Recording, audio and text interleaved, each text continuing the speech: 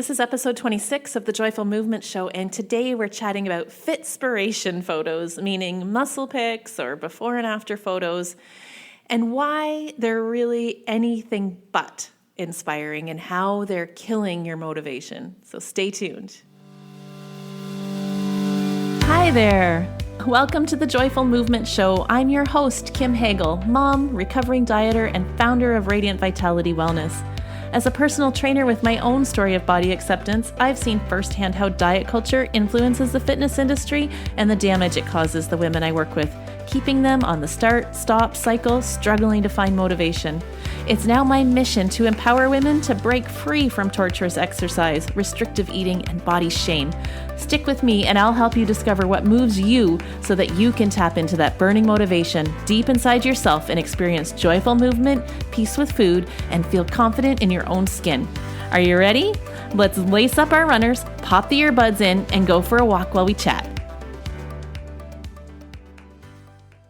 Well, hello, friends, and welcome.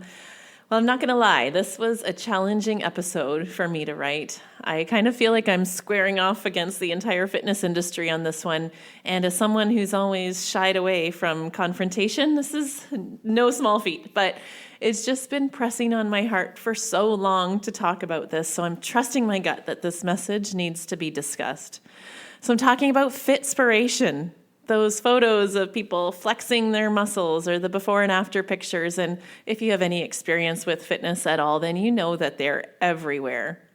If you follow any fitness influencers or trainers on Instagram, then I venture to guess your feed is littered with pictures of women working out in sports bras and bike shorts, posing in their bikinis, flexing six packs and bubble butts, or you see all these inspiring success stories highlighting people's weight loss journey.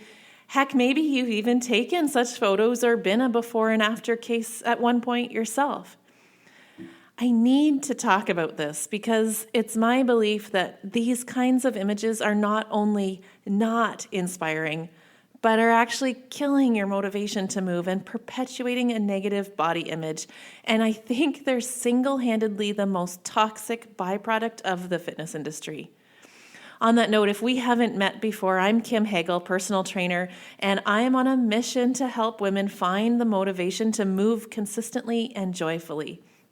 Unfortunately, I see how the fitness industry's focus on body size and appearance keeps women stuck, either over-exercising or avoiding it altogether.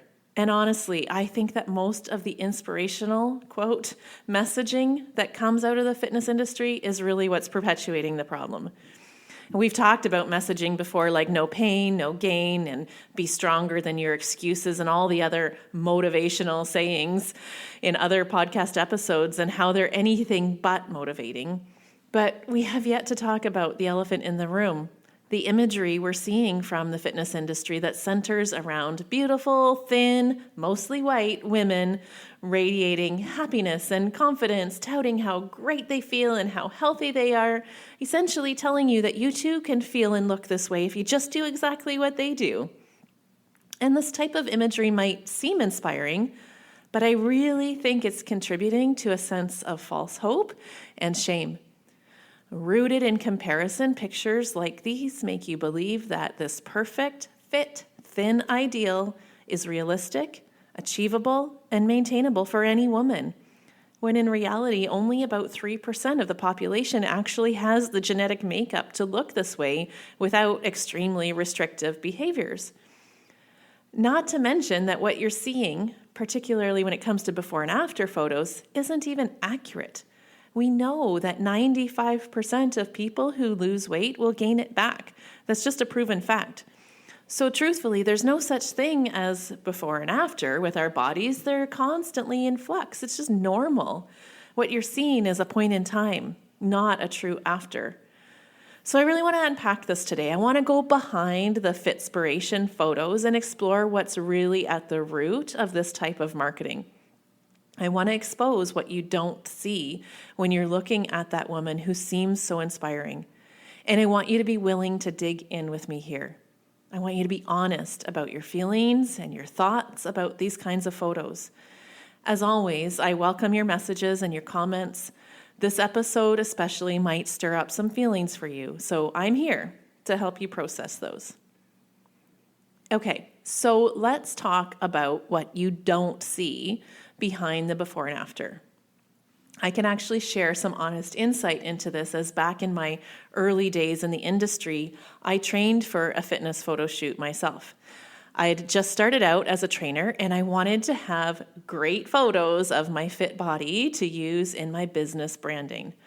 Remember that at this time, I still believed that my body was an outward representation of how good I was at my job. Now, I have to say, when I started the process to get ready for these photos, I was already pretty darn fit, which kind of speaks to the whole issue here.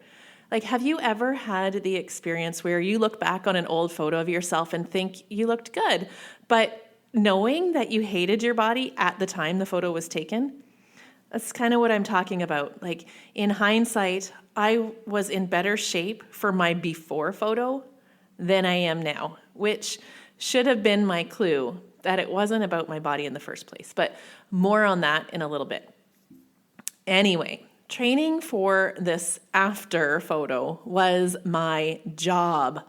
Like, I had a job, but all my attention for 3 months was focused on getting ready for this shoot. We are talking minimum 2 hours a day of exercise, lifting heavy weights, running sprint intervals or hills several days a week, counting and measuring every morsel that went into my mouth, making sure I got the right balance of macros and calories, a cupboard full of supplements to help burn fat and grow muscle. I spent every waking moment thinking about what I was going to eat next. And then, of course, I had cravings because that's only natural. So I would eat these forbidden foods in secret. I felt like I had to hide my transgressions because people had placed me on such a pedestal of perfection. I internalized that. And then I'd try to fit in extra exercise or up the intensity of my next exercise session to make up for all these transgressions I was having with food. And if that wasn't enough, the 2 days before the shoot, I ate nothing but celery and tuna and only had sips of water so that I could look cut for the photos. And if you're thinking this sounds extreme, it totally is. But at the same time, it was normalized to me. I was following and communicating with lots of fitness models and bodybuilders, trying to educate myself on this process. I had a trainer myself I was working with, and this is what they all said is required to get that kind of result. For a woman to look muscular and ripped without steroids, which I did not do, that's what it takes, unless you're one of the 3% of the population that naturally has this build. So this leads me to the first of 3 big problems with Fitspiration photos, which is that they grossly oversimplify the process, right? Like, I bet you would have never guessed that it was like that for me. And if you did, I think you might not have found it so inspiring. I mean, I'm sure when you look at photos like these, you can tell there's a lot of hard work and dedication that went into the transformation. I'm sure you realize that the person had to work out pretty intensely and eat really clean, but would you have thought it takes that much restriction and punishment? It might seem obvious, but the photos don't tell the whole story. They can be doctored, or the timeline might be misleading, or there could just be essential information missing from the posts. Now, I can't tell you for certain the experience of each individual behind the before and after pics and what they've gone through and what they're thinking, but I can say for certain that what you see on the outside is only a very small part of the picture. It's so easy to look at that woman smiling in her bikini in the after pic and make assumptions that behind that smile is all the confidence, pride, and acceptance you long for. But it's just that, an assumption. You really have no way of knowing what the person is thinking or feeling. And also remember, it's just a moment in time. They might be feeling all of those things today, all that pride and confidence because they achieved their goal. But how do they feel when they go home from the photo shoot and binge on all their forbidden foods and have an overnight weight gain of 5 pounds? Again, telling you this from personal experience. What you see in the moment is simply a moment in time. Not only that, but these photos also cause you to make assumptions about the person's health. And that's the second big problem with these Fitspiration photos, is that they idealize thinness. Our society is so stuck in the dogma that health is found in a thin body that when you see these kinds of photos, you immediately assume the person is a role model of health. And now that you've heard my experience, can you see how that's an unfair assumption to make? Before and after photos present a clear bias toward a specific body type and weight. The before imagery typically shows a larger body, and the after image typically shows a smaller, fitter one. They perpetuate the fat-phobic messaging that individuals should be defined by their bodies, and the smaller, more defined bodies are obviously more successful and healthy. And you know what? I'm not judging anyone for making this wrong assumption. I lived under this belief myself for most of my life that thinner is healthier. I think that's why I didn't see what was going on when I was in such a disordered place, because I thought that this was what healthy meant. And the world kept telling me how healthy I looked. People would tell me my journey was so inspiring and I was such a role model of health. When I think about it now, I see how twisted that all was. And that's how these photos hurt us all. Not only does seeing these photos affect the consumer and pull you into the trap of comparison and making assumptions, the person in the photo is also affected by the pressure to maintain this level of perfection and obsession because society holds them on such a pedestal as a role model of health. If you're familiar with the Body Love Society on social media, you might have seen their recent documentary called Behind the Before and Afters, where they interviewed people who had been on The Biggest Loser and experienced these huge body transformations. Now, we know how hard the participants on this show are pushed, and I think we'd all agree that there's so many problems with that show, like I just can't even from an ethical perspective. The way that they reduce and shame these human beings is deplorable. But yet, it's hard not to get sucked into the excitement and feel so happy for those who make it to the end. They all work so insanely hard to get that transformation, and it's natural to feel proud of their determination and grit. And of course, they're just glowing, all happy and proud. And when they're standing there on that stage being celebrated for their accomplishments, they say things like, "This isn't even about weight. I'm just so happy and healthy now. I feel free to finally live the life I've dreamed about forever. Nothing will stand in my way ever again." But this documentary, Behind the Before and Afters, catches up with these folks several years later as they've gained some or all of their weight back and have had time to reflect on that part of their life. They realize now how unhealthy, obsessed and stressed they were. They just didn't see it at the time because they were told and believed that this was what a healthy lifestyle looked like, and they should be so proud of themselves and all their success, and that all their problems up to this point were because they were in a large body.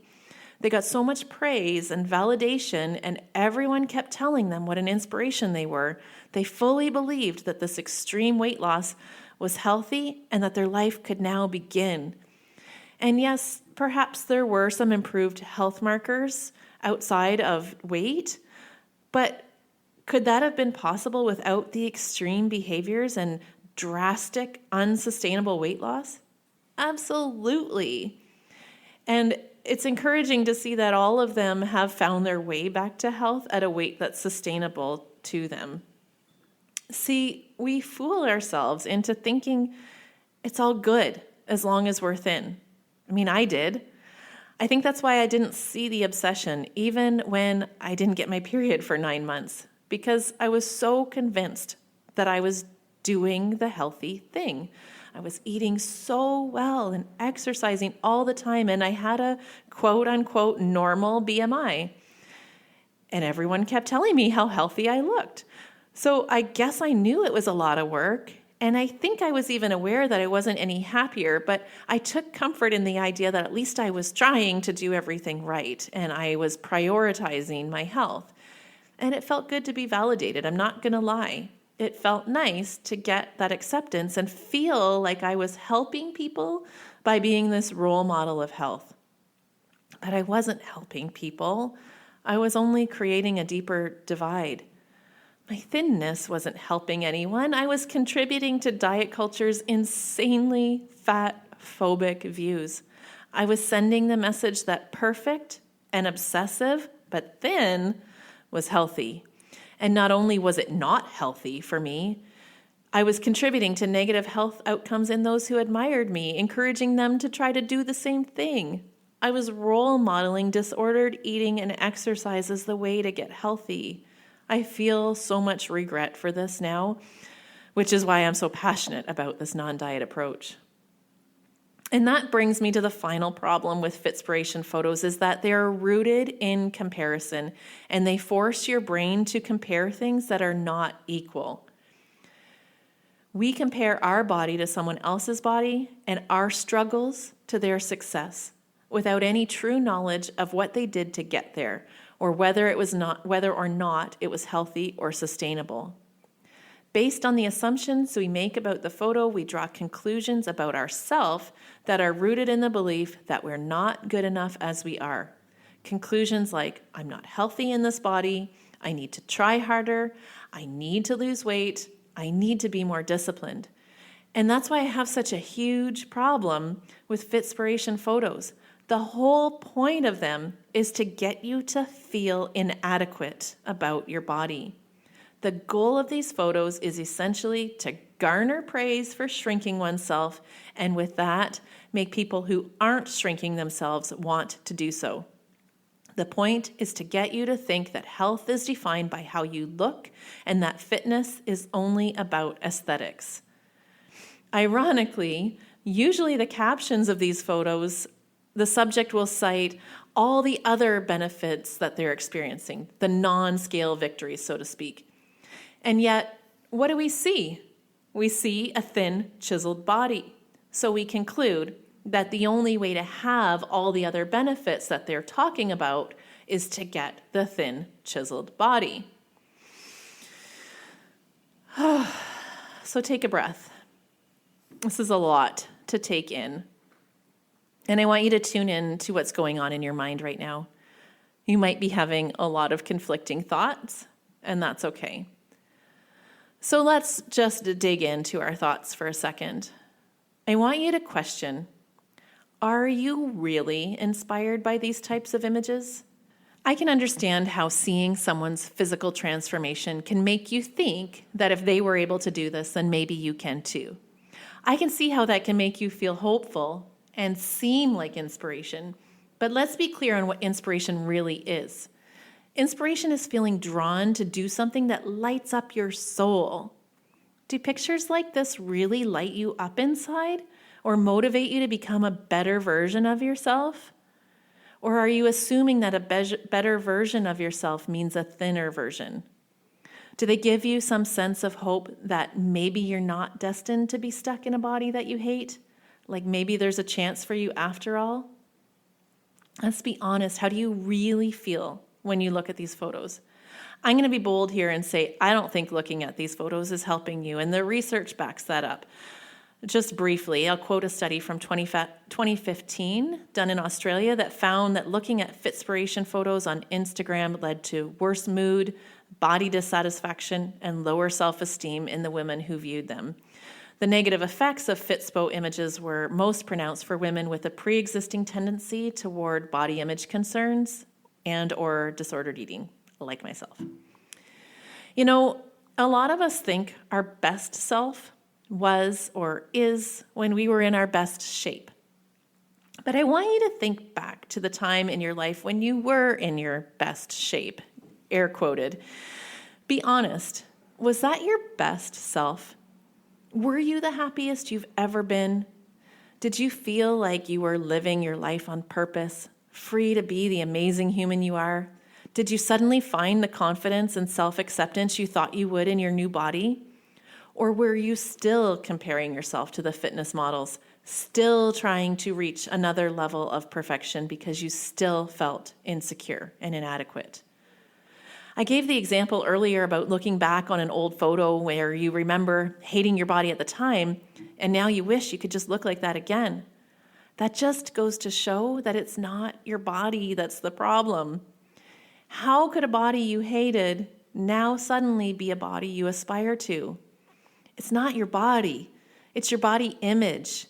And you've been conditioned to hate your body no matter what size it is. And you won't stop hating it when you lose weight if you don't do the thought work that's required to learn to accept yourself in whatever body you're in. Okay, so let me offer some real inspiration, as I know this is getting a little heavy. First, it's not your job to look good. It's not our job to please others at all, but we certainly have far more important things to worry about in life than trying to look good for others. What would you be doing if you weren't worried about your looks? What's awesome about you that you wish others would see, or that they do see but you're afraid to acknowledge? Your weight is honestly the least interesting thing about you. I mean, we really love to focus on appearance in our society. Even if we're not complimenting someone's body, we'll focus on their hair, their face. I mean, you look so good is probably the most common compliment thrown around. And while it seems nice and is said with the best of intentions, it really causes us to tie our worth and our value to how we look. There's a lot of dangers in complimenting someone's weight loss. I mean, you don't know what's going on behind that weight loss. That person could be ill, they could be stressed, they could have an eating disorder or a mental health concern, or they could be suffering from low self-esteem. What happens when we compliment someone's weight loss is we basically tell them that they're more acceptable to us in a smaller body. So can we stop considering weight loss an accomplishment? Weight loss is neither good or bad, but what's bad is our perceived need to change our body to fit societal standards in order to be worthy. Friend, your value is not in your looks. Let me just say that one again for those in the back. You are worthy exactly as you are. Every human is born inherently worthy. Every human deserves love and acceptance. No one is better than another simply because they are thinner, fitter, or stronger. And I think we can see that usually in others more than we can about us. We have a really hard time believing it for ourselves. So please stop comparing yourself to some Fitspo ideal.